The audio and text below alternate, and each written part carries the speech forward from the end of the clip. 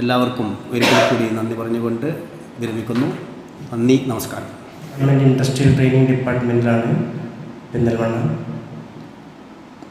പ്രസംഗിക്കുക എന്നത് എനിക്ക് വളരെ ഒരു ആഗ്രഹമുള്ള കാര്യമാണ്. നാദാപുരം എന്ന് പറയുമ്പോൾ രാവിലെ 5 മണിക്ക് പുറപ്പെട്ടതാണ്. അപ്പോൾ ഈ ഒരു പ്രയാസമുണ്ട്. എന്നാലും ഇത് പഠിക്കണം എന്നുള്ളൊരു ആഗ്രഹം കൊണ്ടാണ് ഇത്രയും ദൂരെ നിന്ന് വരുന്നത്. അപ്പോൾ ഞാൻ നാദാപുരം ഇപ്പോൾ ഹസ്ബൻഡ് അസ്ഹർ ഇവിടെ കോടതിയിൽ ക്ലർക്കായിട്ട് വർക്ക് ചെയ്യുന്നു. 3 മക്കൾ. മൂത്ത മോന് 10ാം ക്ലാസ്സിലാണ്. രണ്ടാമത്തെ ആൾ ആൺകുട്ടി 6ാം ക്ലാസ്സിൽ. BSc B.Ed ആണ് പഠിച്ചത്. BLIS ലൈബ്രറി സയൻസ് പഠിച്ചിട്ടുണ്ട്. പക്ഷേ ജോലിയൊന്നും ചെയ്യണില്ല. ഹൗസ് വൈഫാണ്, വീട്ടിലിരിക്കുകയാണ്. ആ ഒരു ഡിപ്രഷൻ ഉണ്ട് മൊത്തത്തിൽ. ജോലിക്കൊന്നും പോകാൻ പറ്റിയില്ലല്ലോ എന്നുള്ള സങ്കടം. വേറെ കുഴപ്പമൊന്നുമില്ല. ഹസ്ബൻഡ് നല്ല ആളാണ്. പിന്നെ അവർക്ക് പോവാൻ, ഞാൻ ജോലിക്ക് പോണത് സർ, ഞാൻ കൊപ്പം ഹൈസ്കൂളിൽ പഠിക്കുന്നു.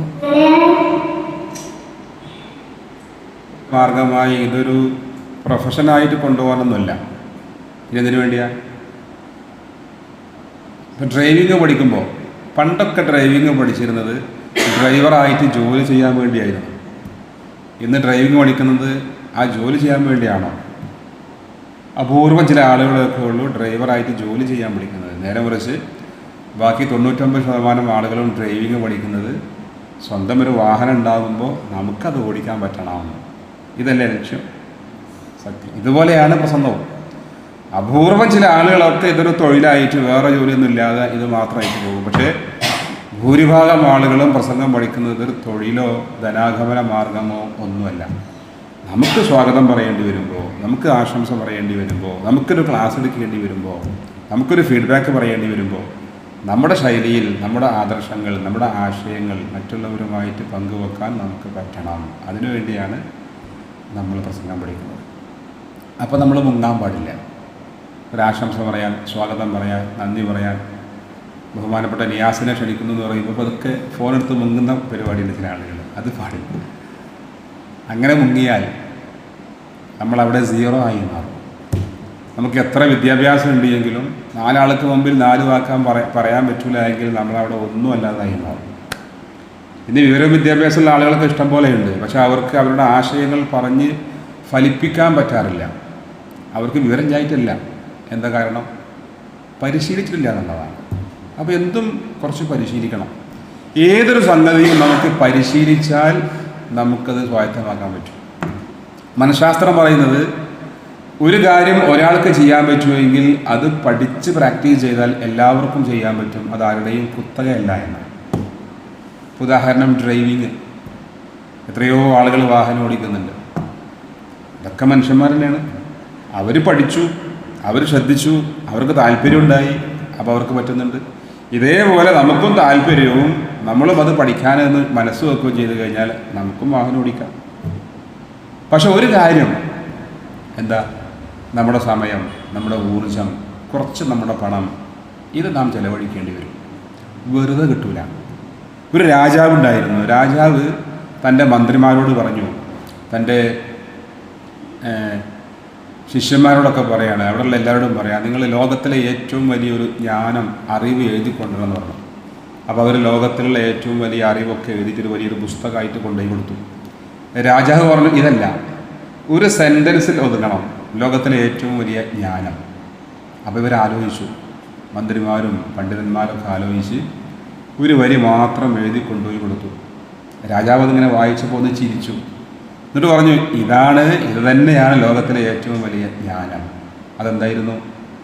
നോ ഫ്രീ ലഞ്ച് എന്നായിരുന്നു. സൗജന്യ ഉച്ചഭക്ഷണം ഇല്ല എന്ന് പറഞ്ഞു കഴിഞ്ഞാൽ ഒന്നും വെറുതെ കിട്ടുന്നില്ല, എല്ലാറ്റിനും കുറച്ച് അധ്വാനമുണ്ട് എന്നായിരുന്നു അത്. അതാണ് ലോകത്തിലെ ഏറ്റവും വലിയ ജ്ഞാനം. എന്തിനും കുറച്ച് പ്രയാസം ഉണ്ടാവും.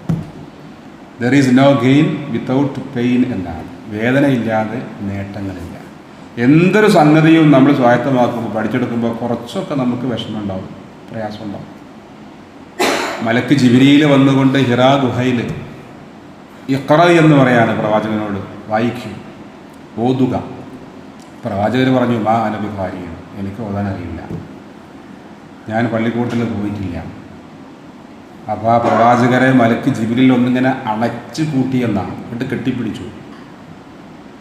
അപ്പോൾ പ്രവാചകർക്ക് ഭയങ്കര വേദനയായി, ആകെ പേടിച്ചു പോയി എന്നല്ല, പേടിച്ച് വിറച്ച് പനി പിടിച്ചു. ആ സമയത്ത് ജിബ്രീൽ ഓതി കൊടുക്കുകയാണ്, ഇഖ്റാ ബിസ്മി റബ്ബിക്കല്ലദീ ഖലഖ്. പ്രവാചകർ അത് കേട്ട് ഓതിയെങ്കിലും അവിടുന്ന് ആകെ ബേജാറായി പേടിച്ച് വീട്ടിലേക്ക് ഓടുകയാണ്. അങ്ങനെ വിറക്കുന്നുണ്ട്, പനിക്കുന്നുണ്ട്. ചെന്നുകൊണ്ട് ഖദീജ ബീവിയോട് പറയാണ്, ജമ്മിലൂനി, എന്നെ പുതപ്പിട്ട് മൂടൂ ഖദീജ,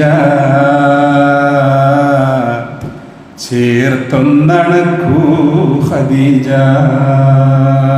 ഖദീജ ബീവിയോട് പറയണം, ഒന്ന് ചേർത്തണക്ക്, ഒന്ന് എന്നെ പുതപ്പിട്ട് മൂട്. ഞാൻ ജിബ്രീലിൻ്റെ ആ ഒരു കെട്ടിപ്പിടുത്തം ആകെ പേടിച്ചു പോയി. അതിതൊരു പാഠമാണ്. ചില ശിക്ഷകൾ നമ്മളെ പഠിപ്പിക്കുന്ന അധ്യാപകർ ഒരുപക്ഷെ ഒന്ന് അടിക്കാം, ഒന്ന് വഴക്ക് പറയാം, ഒന്ന് വിമർശിക്കാം. അപ്പോൾ നാം തകരാൻ പാടില്ല, ഇട്ടേച്ച് പോകാൻ പാടില്ല. അതൊക്കെ മനുഷ്യ സഹജമാണ്. ചെറുതായിട്ട് പഠിപ്പിക്കുന്ന അധ്യാപകർ വഴക്ക് പറയും, ചീത്ത പറയും. അത് നമ്മളുള്ള സ്നേഹം കൊണ്ടാണ്. ചില വിദ്യാർത്ഥികൾക്ക് അത് സഹിക്കാൻ പറ്റില്ല, അപ്പോൾ അവർ ഇട്ടേച്ച് പോകും. അത് പ്രസംഗത്തിൻ്റെ കാര്യമായാലും ഡ്രൈവിങ്ങിൻ്റെ കാര്യമായാലും ഒക്കെ അങ്ങനെയാണ്. എൻ്റെ ഭാര്യ ഡ്രൈവിംഗ് ഞാൻ പഠിപ്പിക്കുമ്പോൾ ഇടയ്ക്കൊക്കെ ഞാൻ വഴക്ക് പറയും. പിന്നെ അവൾ പറയാം, ഞാൻ ഡ്രൈവിംഗ് പഠിക്കുന്നില്ല, കാരണം എനിക്ക് നിങ്ങളെ വഴക്ക്, ചീത്ത, ദേഷ്യപ്പെടൽ സഹിക്കാൻ പറ്റുന്നില്ല. അപ്പോൾ ഞാൻ പറഞ്ഞു, ഇഷ്ടമുള്ളവരാണ് വഴക്ക് പറയുക, ദേഷ്യപ്പെടുക. അത് വിദ്യാർത്ഥികൾ, മക്കൾ, വേണ്ടപ്പെട്ടവർ. നമ്മുടെ മക്കൾ എന്തെങ്കിലും കാണിക്കുമ്പോൾ നമ്മൾ വഴക്ക് പറയൂലേ, നമ്മൾ വിമർശിക്കൂലേ, അതവർ നന്നാവാനാണ്, സ്നേഹം കൊണ്ടാണ്. അത് നമ്മൾ മനസ്സിലാക്കണം. അത് പ്രസംഗത്തിൻ്റെ വിഷയമായാലും ഒക്കെ അങ്ങനെയാണ്. ചിലപ്പോൾ ഞാൻ വിമർശിക്കും, അങ്ങനെയല്ല ഇങ്ങനെയാണെന്നൊക്കെ പറയും. അപ്പോൾ മനസ്സ് തകരാൻ പാടില്ല. അപ്പോൾ നമ്മൾ അത് എൻ്റെ നന്മക്കാണ് എന്ന് കരുതി കൂടുതൽ മെച്ചപ്പെടുത്താനാണ് നമ്മൾ ശ്രമിക്കേണ്ടത്. എന്തും അങ്ങനെയാണ്. നഷ്ടപ്പെടുത്താൻ എളുപ്പമാണ്, പക്ഷേ വീണ്ടെടുക്കാൻ വലിയ പ്രയാസമാണ്. എന്തൊരു കാര്യവും ഉള്ളപ്പോൾ അതിൻ്റെ വില അറിയില്ല. ആരോഗ്യമുള്ളപ്പോൾ ആരോഗ്യത്തിൻ്റെ വില അറിയില്ല. കണ്ണുണ്ടാകുമ്പോൾ കണ്ണിൻ്റെ വില അറിയില്ല എന്നാണ്. അപ്പോൾ നിങ്ങൾ ഫീസൊക്കെ അടിച്ചിട്ട് ഇവിടെ ഈ സൗകര്യവും ഈ സ്ഥാപനമൊക്കെ ഉണ്ട്, അപ്പം അതിൻ്റെ ഒരു വില അറിയില്ല. ഒരു സുപ്രഭാതത്തിൽ തന്നെ കൂട്ടിപ്പോയാലോ, അപ്പോൾ ആലോചിക്കുക, എനിക്കന്ന് പോകാമായിരുന്നു കേട്ടോ. മനുഷ്യൻ്റെ അവസ്ഥയല്ല. ഇപ്പോൾ ഇത് 30 വർഷമായി കണ്ടിട്ട് കാര്യമില്ല. മനുഷ്യന്മാർ എപ്പോഴാണ് മരിച്ചു എന്നൊക്കെ പറയാൻ പറ്റുമോ? ഇപ്പോൾ എന്തെങ്കിലും ഒരു പ്രശ്നം വന്നോ, എനിക്കൊരു അസുഖം വന്നോ, ഞാനത് പൊട്ടിപ്പോവും. അപ്പം അങ്ങനെ ആലോചിക്കുകയാണ്, ഞാൻ അന്ന് എത്രയോ 2-3 വർഷം വെറുതെ ഫീസൊക്കെ കൊടുത്തിട്ട് പഠിക്കാൻ പോവാതെ ഇപ്പോൾ എനിക്ക് പറ്റുന്നില്ലല്ലോ. ഇനി ഇങ്ങനെയുള്ള ബ്രൈറ്റ് അക്കാഡമി പോലൊരു സ്ഥാനം എവിടെയാണുള്ളത് എന്നൊക്കെ പറഞ്ഞ് നമ്മൾ ദുഃഖിച്ചിട്ട് ഒരു കാര്യം ഉണ്ടാവില്ല. നഷ്ടപ്പെടുന്നതിൻ്റെ വേദന അപ്പോഴാണ്, നഷ്ടപ്പെടുമ്പോഴാണ്. എന്തും അങ്ങനെയാണ്. നമ്മുടെ ഒരു പ്രിയപ്പെട്ടവർ, നമ്മുടെ ഭാര്യ, നമ്മുടെ മക്കൾ, നമുക്ക് വേണ്ടപ്പെട്ടവർ, അവരൊക്കെ നമ്മോട് വിട്ടുപിരിയുമ്പോൾ ആ സമയത്താണ്, ആ നഷ്ടപ്പെടുമ്പോഴാണ് അവരുടെ ആ ഒരു വില നമുക്കറിയാം. അതുകൊണ്ട് ഉള്ള സമയത്ത്, ഉള്ള ആരോഗ്യം, ഉള്ള സാഹചര്യം അത് നമ്മൾ ഉപയോഗപ്പെടുത്തുക, പരമാവധി ഉപയോഗപ്പെടുത്തുക. സമയമില്ല എന്ന് പറഞ്ഞ് നമ്മൾ മാറി സമയം ഉണ്ടാക്കുക. ഒരു 10-15 ക്ലാസ്സിൽ തുടർച്ചയായി വന്നാൽ നിങ്ങളുടെ റെയിൽമൊക്കെ ആവും. പിന്നെ ധൈര്യവും കാര്യമൊക്കെ ആയി. പിന്നെ എപ്പോഴെങ്കിലുമൊക്കെ വരിക. പിന്നെ നാട്ടിലൊക്കെ കിട്ടുന്ന അവസരങ്ങളൊക്കെ ഉപയോഗപ്പെടുത്തുക. അങ്ങനെ മുന്നോട്ട് പോയാൽ തീർച്ചയായും ഒരു പ്രശ്നമില്ല, എല്ലാവർക്കും പറ്റും. പ്രസംഗിക്കണമെങ്കിൽ ഒരൊറ്റ കാര്യമുള്ളൂ, എന്താ? പ്രാക്ടീസ്. പ്രസംഗം നമ്മൾ വായിച്ചതുകൊണ്ടോ കേട്ടതുകൊണ്ടോ ഒന്നും മടിയില്ല. ഇവിടെ ഇതിലില്ല. പ്രസംഗം പഠിക്കാനുള്ളതല്ല, പരിശീലിക്കാനുള്ളതാണ്. അത് പരിശീലിക്കണം. പഠിക്കുന്നത് പല രീതിയിലാണ്. കേട്ട് പഠിക്കും, കണ്ടു പഠിക്കും, ചെയ്ത് പഠിക്കും, അനുഭവിച്ച് പഠിക്കും. ചില കാര്യങ്ങൾ നമ്മൾ കേട്ടാൽ പഠിക്കും, ഇല്ലേ? ചില കാര്യങ്ങൾ നമ്മൾ കണ്ടാൽ പഠിക്കും, ചിലത് എഴുതി പഠിക്കും. പ്രസംഗം എങ്ങനെയാണ് പഠിക്കേണ്ടത്? കേട്ട് പഠിക്കാം, കണ്ടു പഠിക്കാം, ചെയ്ത് പഠിക്കാം, അനുഭവിച്ച് പഠിക്കാം, ഒക്കെ ചെയ്യാം. പ്രസംഗം എങ്ങനെ പഠിക്കണം? പറഞ്ഞു പഠിക്കണം. അതായത് പ്രസംഗം കേട്ട് പഠിക്കണോ, കണ്ടു പഠിക്കണോ, അനുഭവിച്ച് പഠിക്കണോ, എഴുതി പഠിക്കണോ? ഇതിലേതാ ശരിക്കുത്തരം?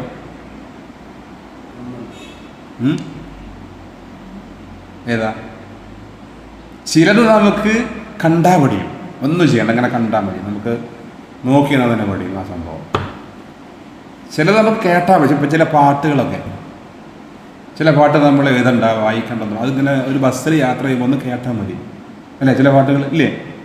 ബന്ധുവാരേ ശത്രുവാരേ ബന്ധനത്തിൻ നോവറിയും കിളിമകളെ പറയൂ ബന്ധുവാലേ. ഞാൻ ഈ പാട്ടൊക്കെ പഠിച്ചത് കേട്ടിട്ടാണ്. നിസ്കാര ശേഷം എല്ലാ ദിവസവും പള്ളിയിലേക്ക് ഇങ്ങനെ ജമാഅത്തിന് പോയപ്പോൾ ഇമാമിൻ്റെ ദുആ കേട്ടിട്ടാണ് ഞാൻ മിക്ക ദുആയും പഠിച്ചത്. എഴുതി പഠിച്ചതല്ല, വായിച്ചു പഠിച്ചതല്ല. ഞാൻ ദുആ ഇങ്ങനെ കേൾക്കും. അതിങ്ങനെ കേട്ടിട്ട് അൽഹംദുലില്ലാഹി അൽഹംദുലില്ലാഹി റബ്ബിൽ ആലമീൻ ഹംദൻ യുവാഫി നിഅമഹു വയുകാഫി മസീദ യാ റബ്ബനാ ലക്കൽ ഹംദു കമാ യൻബഗി ലിജലാലി വജ്ഹിക വഅളീമി സുൽത്താനിക. ഇങ്ങനെ മിക്ക ദുആകളും ഞാൻ കേട്ട് പഠിച്ചതാണ്. അതുപോലെ കണ്ടുപഠിച്ച ഒരുപാട് കാര്യങ്ങളുണ്ട്. അതാ കണ്ടുപിടിച്ച കാര്യങ്ങൾ ഒന്ന് പറയാൻ പറ്റുമോ? കണ്ടുപിടിച്ച കാര്യങ്ങൾ കണ്ടുപിടിച്ച നമ്മൾ യൂട്യൂബിലൊക്കെ നോക്കിയിട്ട് ചെയ്യുന്ന ഒരു പൂവുണ്ടാക്കുന്നത്, കടലാസ് കൊണ്ട് പൂവുണ്ടാക്കുന്നത്, ഒരു ചെടി നട്ടുപിടിപ്പിക്കുന്നത്, ചില മൃഗങ്ങളെ പരിപാലിക്കുന്നത്, ഇതൊക്കെ ജസ്റ്റ് നമ്മൾ അങ്ങനെ അത് കണ്ടാൽ മതി. അവരാ ചെയ്യുന്ന പരിപാടി കണ്ടാൽ നമുക്ക് കണ്ടാൽ മതി. എന്നാൽ ചിലത് നമ്മൾ എഴുതി പഠിക്കണം. ഞാൻ 10ാം ക്ലാസ് പഠിക്കുന്ന സമയത്തൊക്കെ എനിക്ക് ഇംഗ്ലീഷിൽ ചില ക്വസ്റ്റ്യൻ ആൻസർ എത്ര പഠിച്ചാലും പഠിക്കില്ല. അപ്പോൾ ഞാനത് എഴുതി ഇങ്ങനെ ഒരു 4-5 പ്രാവശ്യം എഴുതിയ കൂടി പഠിക്കും. ചിലത് എഴുതിയാൽ പഠിക്കും. ചിലത് നമ്മൾ ചെയ്ത് പഠിക്കണം. പുസ്തകം വായിച്ചിട്ട് ഉദാഹരണം നീന്തൽ നിങ്ങൾ പുസ്തകം നോക്കി പഠിച്ചാൽ നീന്തൽ പഠിക്കും. ഒരാൾ നീന്തണത് കണ്ടാൽ നീന്തൽ പഠിക്കും ഇല്ല. അത് നമ്മൾ വെള്ളത്തിലൊക്കെ നീന്തണം നമ്മൾ. അപ്പോൾ ഞാൻ പറഞ്ഞു വരുന്നത് ചിലത് നമുക്ക് ചെയ്ത് പഠിക്കാം, ചിലത് കണ്ടു പഠിക്കാം, ചിലത് എഴുതി പഠിക്കാം, ചിലത് വായിച്ച് പഠിക്കാം, ഒക്കെ ചെയ്യാം. പക്ഷെ പ്രസംഗം എങ്ങനെ പഠിക്കണം? അതാണ് എൻ്റെ ചോദ്യം. പ്രസംഗം ഇതിൽ എങ്ങനെ പഠിക്കണം? ചെയ്ത് പഠിക്കണം. എന്നാൽ പ്രസംഗം ഇപ്പറഞ്ഞ എല്ലാം ഉൾപ്പെടുത്തി പഠിക്കണം. അതായത് പ്രസംഗം നിങ്ങൾ എഴുതണം, എഴുതിയിട്ട് പഠിക്കണം. പ്രസംഗം നിങ്ങൾ കേൾക്കണം, നല്ല പ്രഭാഷകരുടെ പ്രസംഗം കേൾക്കാൻ കേട്ടും പഠിക്കണം. പ്രസംഗം നിങ്ങൾ കാണണം, പ്രസംഗിക്കുന്ന സ്ഥലത്തൊക്കെ പോയിരുന്നിട്ട് ഇങ്ങനെ പ്രസംഗം കാണണം, കണ്ടുപിടിക്കണം. പ്രസംഗം ചെയ്തും പഠിക്കണം, അതായത് പ്രസംഗിച്ചും പഠിക്കണം. ഇങ്ങനെ പഠിക്കാൻ ആവശ്യമായ എല്ലാം ഉൾപ്പെടുത്തി പഠിക്കേണ്ട ഒരു കലയാണ് പ്രസംഗകല. പ്രസംഗിച്ച് മാത്രം പഠിച്ചാൽ പോരാ, വായിച്ച് പഠിക്കണം. പ്രസംഗവുമായി ബന്ധപ്പെട്ട പുസ്തകങ്ങൾ, ഇപ്പം ഞാൻ എഴുതിയ പുസ്തകം തന്നെയുണ്ട് പ്രസംഗവുമായി ബന്ധപ്പെട്ട്, ആർട്ട് ഓഫ് പാരന്റിങ്. ഇതൊക്കെ വായിക്കണം. വായിക്കുമ്പോഴാണ് നമുക്ക് മനസ്സിലേക്ക് ചില ആശയങ്ങൾ ഇങ്ങനെ തെളിഞ്ഞു വരിക. അപ്പോൾ വായിച്ച് പഠിക്കണം, പ്രസംഗം കണ്ടു പഠിക്കണം, പ്രസംഗം കേട്ട് പഠിക്കുക. ആൾ നമ്മൾ കാണുന്നില്ല, ജസ്റ്റ് ഹെഡ്സെറ്റ് വെച്ചിട്ട് നിങ്ങളിങ്ങനെ കണ്ടു പഠിക്കുകയാണ്. പ്രസംഗം ഇങ്ങനെ കേട്ട് അങ്ങനെയും പഠിക്കണം. അപ്പോൾ നമുക്കൊരു ശൈലിയും, എങ്ങനെയാണ് ഇയാൾ ആമുഖം, എങ്ങനെയാണ് ഈ വിഷയം പറയുന്നത്, ഇദ്ദേഹത്തിൻ്റെ ശൈലി, ശബ്ദത്തിൻ്റെ ആ ഒരു വോയിസ് കപ്പാസിറ്റിക്ക് എങ്ങനെയാണ്, ഇതൊക്കെ ഇങ്ങനെ മനസ്സിലാവും കേട്ട്. അപ്പോൾ കണ്ട് കേട്ട് വായിച്ച് പിന്നെ എഴുതുക. സ്വന്തമായി ഒരു പ്രസംഗം എഴുതി നോക്കുക. നിങ്ങളെല്ലാം സ്വന്തമായിട്ട് എഴുതുക. ബഹുമാനപ്പെട്ട അധ്യക്ഷനും മറ്റു പ്രഗത്ഭ വ്യക്തികളെ, പ്രിയപ്പെട്ട വിദ്യാർത്ഥികളെ, എല്ലാവർക്കും എൻ്റെ പ്രസംഗം ഇങ്ങനെ സ്വന്തം എഴുതി വെക്കുക.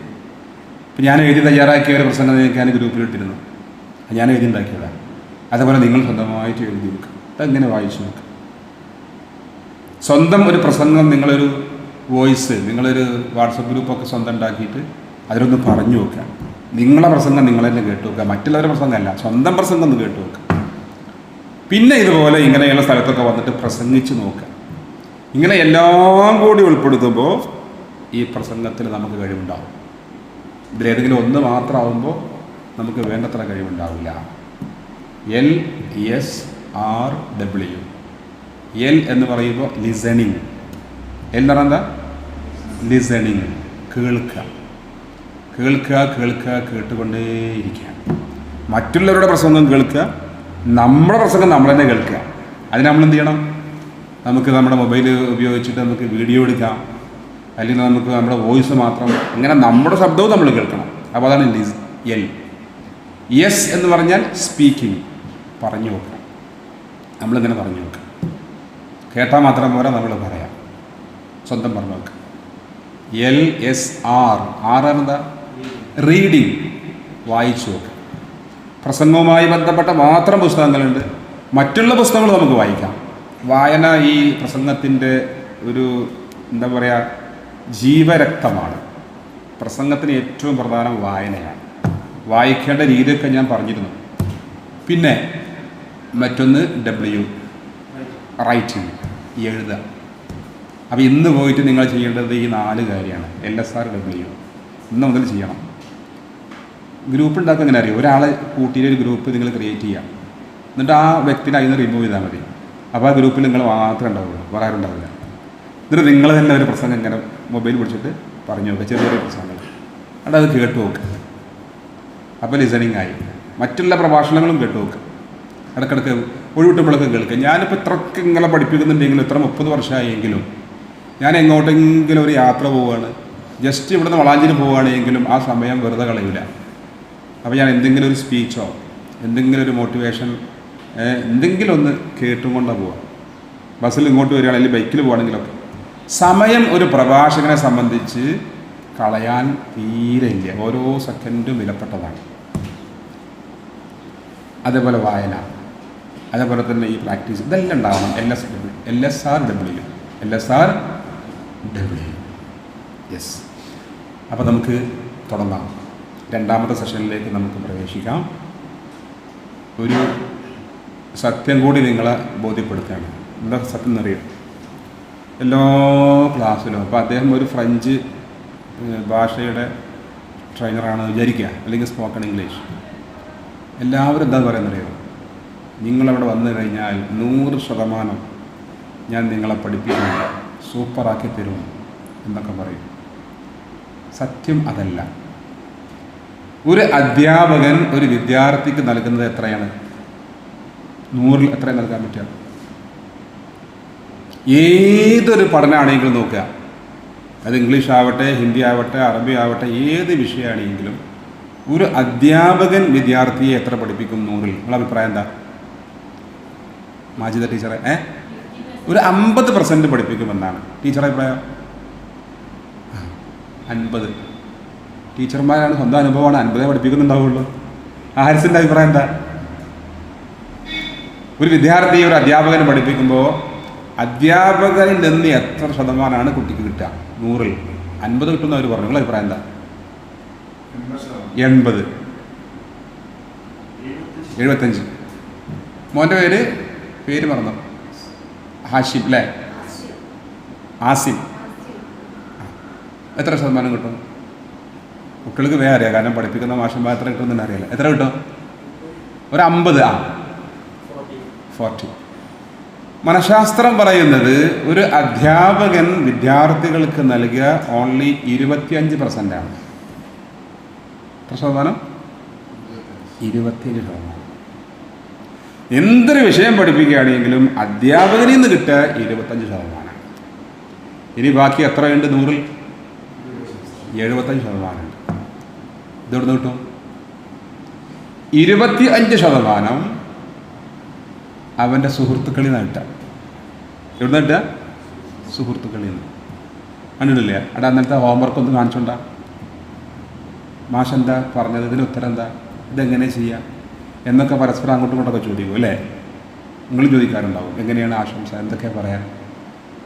അപ്പോൾ അങ്ങനെ അങ്ങോട്ടും ഡിസ്കസ് ചെയ്യുമ്പോൾ ഈ സുഹൃത്തുക്കൾ, കൂടെ പഠിക്കുന്ന സഹപാഠികൾ, അവർ കുറച്ചൊക്കെ അങ്ങോട്ടൊക്കെ പറഞ്ഞു കൊടുക്കും, ഇതിങ്ങനെയാണ് അതെങ്ങനെയാണെന്നൊക്കെ.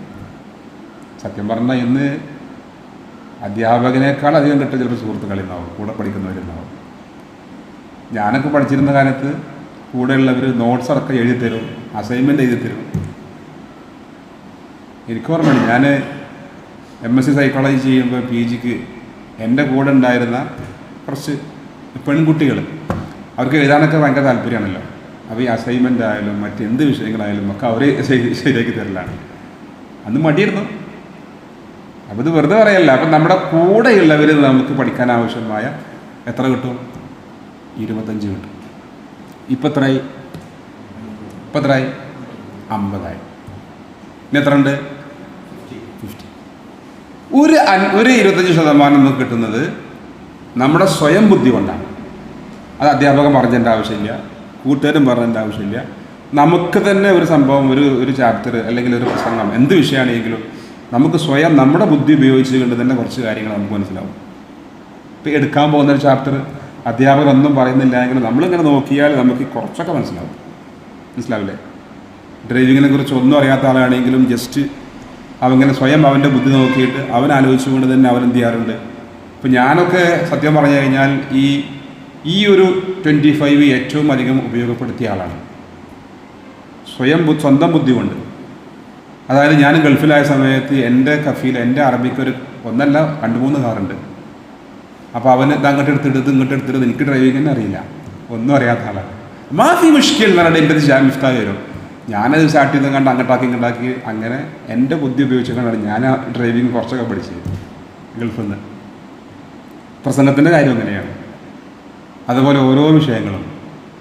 അപ്പോൾ നമുക്ക് നമ്മുടെ സ്വയം ബുദ്ധി, നമുക്ക് അള്ളാഹു നൽകിയ ബുദ്ധി ഉപയോഗിച്ച് കുറച്ചൊക്കെ നമുക്ക് കിട്ടും.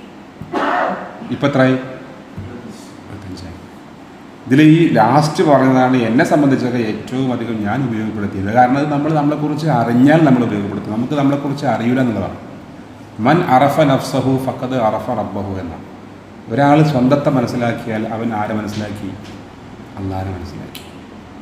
നമ്മളെ മനസ്സിലാക്കുമ്പോൾ നമുക്ക് ഏറ്റവും പ്രധാനപ്പെട്ട ഒന്ന്, നാം നമ്മളെ മനസ്സിലാക്കുമ്പോൾ നമ്മുടെ ബുദ്ധിയെക്കുറിച്ച് മനസ്സിലാക്കണമെന്നല്ല. അത്രമാത്രം പവറാണ്. മേ ബി അവർ ബാക്ക്ഗ്രൗണ്ട് ഈസ് പുവർ ബട്ട് അവർ ബ്രെയിൻ ഈസ് പവർഫുൾ എന്നാണ്. നമ്മുടെ എല്ലാം, നമ്മുടെ കഴിഞ്ഞ കാലം ഒക്കെ വളരെ മോശമാണെങ്കിലും നമ്മുടെ ബ്രെയിൻ പവർഫുള്ളാണ്. ബ്രെയിൻ ഉണ്ടാക്കിയത് മക്കൾക്കറിയാം, അവരെ SSLC പഠിക്കുന്നതാണ്. ന്യൂറോണുകളെ കൊണ്ടാണ്. അതിൽ ചിത്രം കണ്ടിട്ടുണ്ടാകും അല്ലേ? ന്യൂറോണ്. ഈ ന്യൂറോണിൻ്റെ പവർ എന്ന് പറഞ്ഞാൽ ഭയങ്കരമാണ്. ഒരു ന്യൂറോണിന് ഒരു കമ്പ്യൂട്ടറിൻ്റെ ശക്തിയുണ്ട്, അതിനേക്കാൾ പവറുണ്ട് എന്നാണ് ഒന്നിന്. അങ്ങനത്തെ കോടാനക്കോടി ന്യൂറോണുകൾ കൊണ്ടാണ് നമ്മുടെ ഈ ബ്രെയിൻ ഉണ്ടാക്കിയിട്ടുള്ളത്. പറച്ചില്ല ബുദ്ധി അള്ളാഹു സൃഷ്ടിച്ചത്, ബ്രെയിൻ തലച്ചോറുണ്ടാക്കിയത് ന്യൂറോണുകളെ കൊണ്ട്. ഒരു ന്യൂറോണിൻ്റെ പവർ ഒരു കമ്പ്യൂട്ടറിനേക്കാൾ അപ്പുറം. അങ്ങനെ കോടിക്കണക്കിന് കമ്പ്യൂട്ടറിൻ്റെ പവർ നമ്മളെ ഈ തലച്ചോറിന് ഒരു എത്ര എന്താണ് കോടികളാണ്, എത്ര കോടിയാണ്, കണക്കില്ല. അങ്ങനെ ആലോചിച്ച് നോക്കൂ. അപ്പോൾ നമ്മുടെ ബുദ്ധിശക്തി എത്രയായിരിക്കും? പക്ഷെ നമ്മളിത് പറയും, ഞാൻ പൊട്ടനാണ്, എനിക്ക് കഴിയില്ല. അത് നമ്മളെക്കുറിച്ച് മനസ്സിലാക്കായില്ല. നമ്മുടെ ഈ തലച്ചോറ് ബ്രെയിന് ഉപയോഗിക്കാത്തത് കാരണം ലക്ഷക്കണക്കിന് സെല്ലുകൾ ഇങ്ങനെ നഷ്ടമായി പോകുന്നുണ്ട് എന്നാണ്, ഉപയോഗിക്കാഞ്ഞിട്ട്. ലോകത്തിലെ ഏറ്റവും വലിയ ബുദ്ധിമാൻ ആൽബർട്ട് ഐൻസ്റ്റീൻ അദ്ദേഹത്തിൻ്റെ ഒരു 10% 12% ഉപയോഗിച്ചിട്ടുള്ളൂ എന്നാണ് പറയുന്നത്. അപ്പോൾ നമ്മളൊന്നും ഉപയോഗിച്ചിട്ടേ ഉണ്ടാവില്ല, ഉപയോഗിക്കാതെ കിടക്കേണ്ടത്. അങ്ങനെ ഓരോന്ന് നമ്മളെക്കുറിച്ച് നമ്മൾ മനസ്സിലാക്കുമ്പോൾ അപ്പോഴാണ് നമുക്ക് അള്ളാഹുവിനെ കുറിച്ച്, ഈ പ്രപഞ്ചത്തെക്കുറിച്ചാണ് നമ്മൾ മനസ്സിലാക്കുമ്പോൾ. ഇപ്പോൾ സൂര്യനെ നമ്മൾ കാണുന്നുണ്ട്. നമ്മളെ കണ്ണുകൊണ്ട് വളരെ ചെറുതായി കാണുന്ന നക്ഷത്രങ്ങളുണ്ട്. എത്ര കോടാനക്കോടി നക്ഷത്രങ്ങളുണ്ട്. ആ ഒരു നക്ഷത്രത്തിൻ്റെ വലുപ്പത്തെക്കുറിച്ച് പറയുകയാണെങ്കിൽ ഒരു നക്ഷത്രത്തിൻ്റെ ഉള്ളിൽ തന്നെ എത്രയോ സൂര്യൻ കൊണ്ടുപോയി വെക്കാൻ പറ്റുന്ന അത്രയും വലുപ്പമുണ്ടെന്നാണ് ഓരോ നക്ഷത്രം. അങ്ങനെ എത്ര നക്ഷത്രങ്ങളുണ്ട്? ആ സൂര്യനകത്ത് നമ്മുടെ ഈ ഭൂമി എത്രയോ 10 മടങ്ങ് ഭൂമി കൊണ്ടുവച്ചാലും സൂര്യൻ അതിനേക്കാൾ വിശാലമാണ്. പിന്നെ ഭൂമിയെക്കുറിച്ച് പറയുകയാണെങ്കിൽ ഭൂമിയുടെ ഒരു വലുപ്പം ഒന്ന് ആലോചിച്ച് നോക്കിയിട്ട്. അങ്ങനെ ഓരോന്ന് ആലോചിക്കുമ്പോൾ ഈ പ്രപഞ്ചത്തിൻ്റെ ഒരു എന്താ പറയുക,